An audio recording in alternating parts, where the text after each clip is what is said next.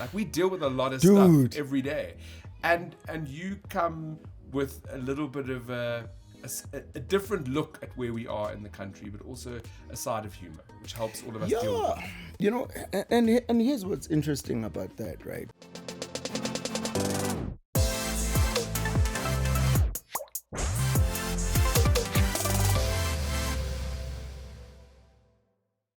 Welcome back to another episode of Good Things with myself, Brent Lindeque, the Good Things guy. So, today's guest, I always say I'm excited because I'm always excited. I'm so excited. Melusi, welcome to the show. You seem really excited. I don't think I'm that excited. But okay. No, you will be. You will be. Melusi Tshabalala is someone that I don't know, where our lives connected many years ago. And we're going to get to that story now. But before Good Things Guy Live, Good Things Guy podcast was actually a thing, we recorded an interview 8 years ago, 8 years ago. It was on the rooftop of some building, and we were talking about what you were doing, and now I have you back in studio. We're going to still talk about the same thing, because you're still doing the same thing. You know Melusi. He is the guy behind Everyday Zulu. The Facebook page, the phenomenon, the book that you brought out that was, is, and still will be teaching South Africans about Zulu. Welcome to the show. How are you doing, Brent? It's lucky to have you here. Jesus. So I think if we start, Everyday Zulu. Yeah. How did that come about that it became a thing where the country got swept up in this idea that you were going to teach them a funny word every single day? Oh man, that's not even what I was trying to do, right? I work in advertising. I'm an executive creative director at an ad agency now called VML. And I've never been, well, let me not say I've never been. Back then, I didn't like how advertising was treating African languages. In fact, I got into advertising when I was 20. I think at 1998. And I left at some point because I was like, if this business cannot respect me and my people, then I don't need to be in this. I left. Then I went back. But there was a day, and I know it sounds like it's going, but there was a day I sat there and I wrote an article about how I feel that it's not okay to treat our languages poorly. However, I remember I was turning 40 that year, and I had lived a fucking life. Sorry. You're allowed to swear. Yeah. This is free reign. Yeah, I had lived a movie, right? My life had been a movie. And so I was going through stuff, and I was going, how about if I find different ways of doing things? And one of the things I had come across was, I think it was a podcast, like way back then, not now, like where the... And it said that no one listens to angry people. Anger is okay. You must be angry because anger changes stuff. But you can't approach people with anger because people shut down. And I realized that's what I was doing. And that article that I'd written was angry. Right? But how powerful is that as an idea? Like, as an idea for anybody that's watching or listening, you can be angry, Yes. but you can't approach a situation with anger. Because people feel attacked, so they shut down. Yeah. But it doesn't stop there, so you have to go a step further. Not only should you not approach people with anger, you also mustn't tell them what they're doing wrong. You must show them how to do right. I don't know if you get it. Yeah. Don't criticize people, lead by example. And that's how I started writing isiZulu words, because I was like, I can't tell people to respect isiZulu. Let me show them how beautiful it is. How beautiful it is, and how layered it is, and how it can also have a funny side to it. Yes. Because you did create humor in the posts that you were writing. Yes. And then the third thing was, don't wait for someone to brief you. If you've got a talent, give it away for free. I mean, that might be scary for someone who has a talent, but they want to make money out of it. Yeah. But you're going to give it away for free first. But if you give it away for free, it comes back tenfold. And it did for me. You know, funny enough, the book, Yes. Melusi's Everyday Zulu, that's not the book I was writing. I was writing a different book.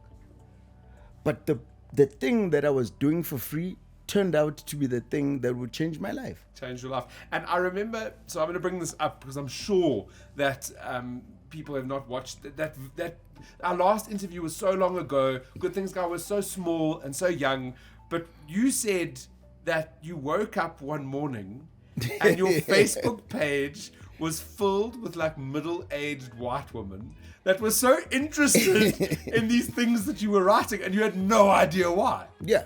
And I was the opposite of anyone that would hang out with middle-aged white women.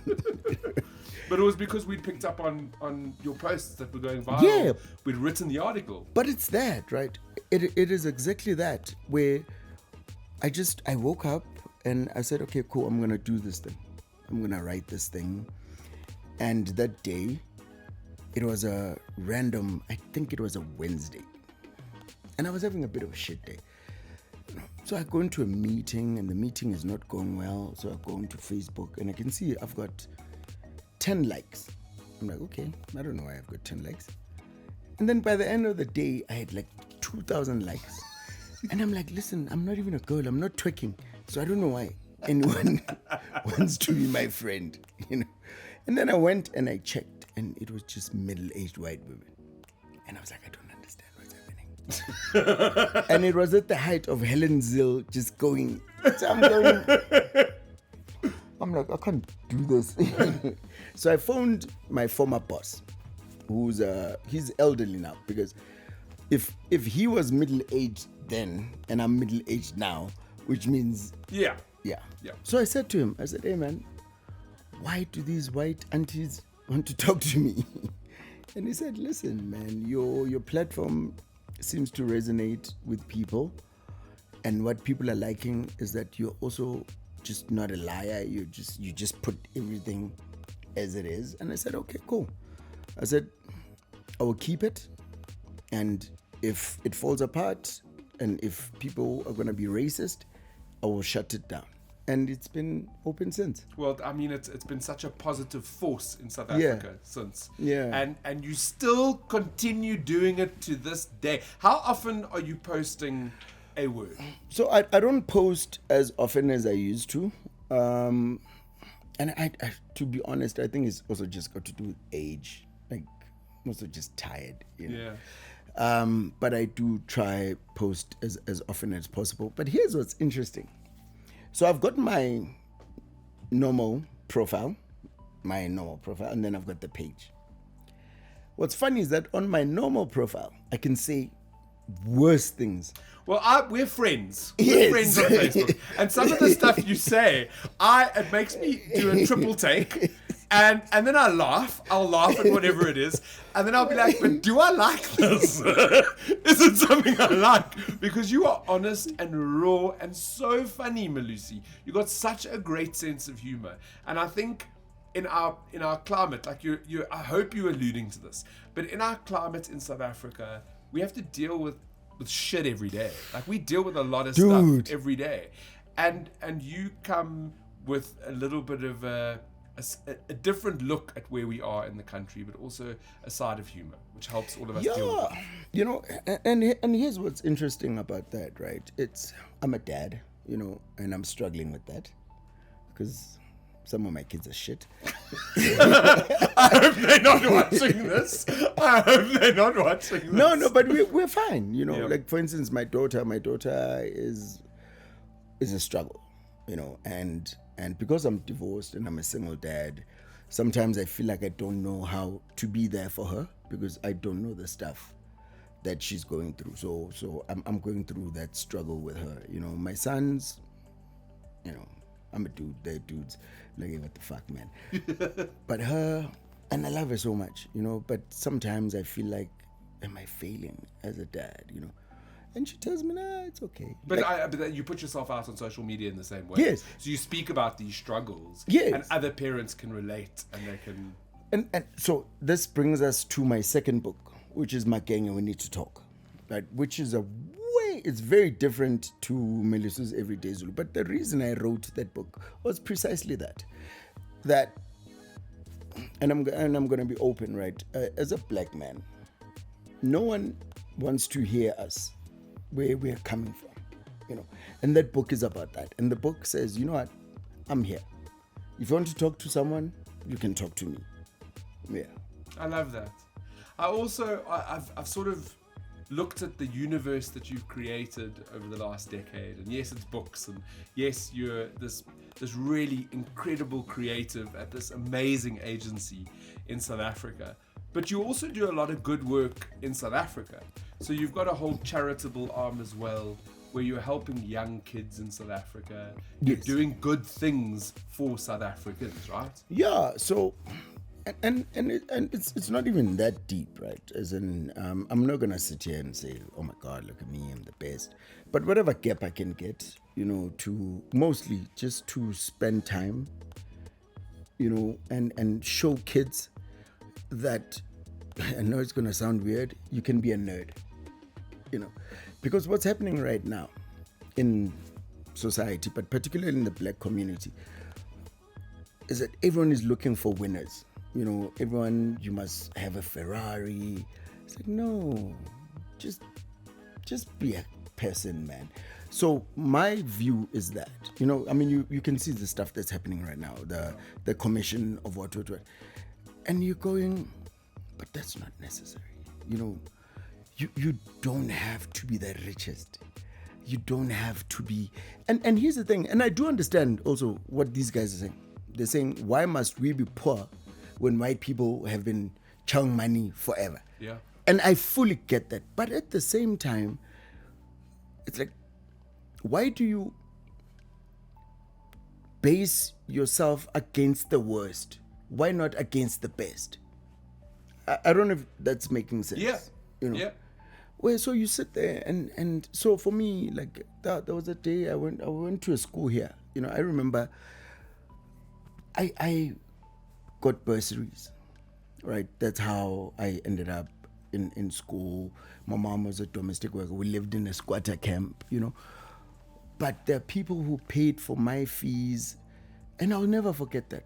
And that's what I try and do and I don't have that kind of money. I don't. But what I do have is time. Yeah, time. And your platform, which, I mean, you're using your platform to try to do good as well, in between the jokes and between the and everyday issues. Also, I'm completely shit. I don't think so. I'll tell you what I mean. As in, I'm not like a nice guy. As in, I'm a dude. Like, I don't give a fuck.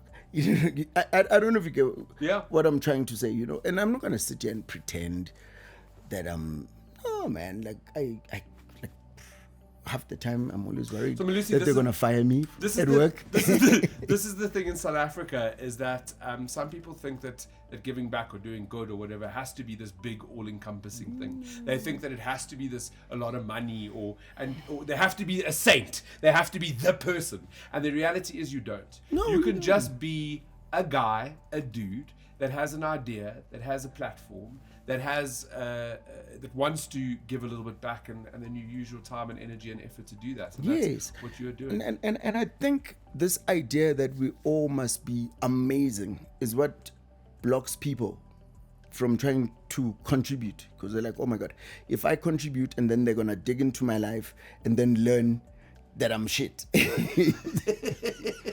No, I don't know if you get what I'm saying. Where you have to be the best. No, you don't have to be the best. You know, you life is tricky. It is tricky for all of us, and we have to be forgiving of each other. Yeah. You know what I mean? Like, you know. That's exactly what we need to be. So if anybody, because we're still doing isiZulu, so if anybody wants to learn a little bit more about the language, go deeper, where do they find your Facebook pages? I still have the page, Melusi's Everyday Zulu. It's still there. In fact, it's even worse now. However, I've got a new book coming out.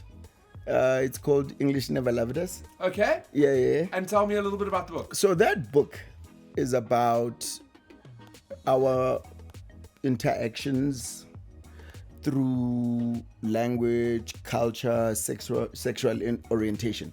It's about how dynamic South Africa is. But the title English Never Loved Us is about how most black South Africans struggle with English. like it dribbles us, English. Like you say stuff and you're like, why did I say that? Doesn't make sense. But yes. In fact, I finished it in April. However, it hasn't been published because, funny enough, I'm scared of it. You're scared of the book or the process or the publishing? The book. Because I'm employed now. I don't know how the people at work are going to take it. Is it that controversial? Yeah, it's so. Look, if anybody in your office follows you on social media, I'm sure what they're in for. I'm sure that they'll get what I don't know. Well, I'm excited. So it was done in April. Is it going to be released? Yes, it will. It will be published. Just I'm scared. Can you let us know when? I will let you. Let us know. But I am so terrified. You need to get over that. People write books, they put it out there. You're going to have to get over that and put it out into the universe so we can all read it. I'm excited. Yeah. No, I'm also excited, but I'm also uncomfortable. Also, that's the other thing. I'm also extremely self-conscious. Like I'm a shy person. I know it doesn't seem like... It does. In my interactions with you over the last decade, I'd never call you shy.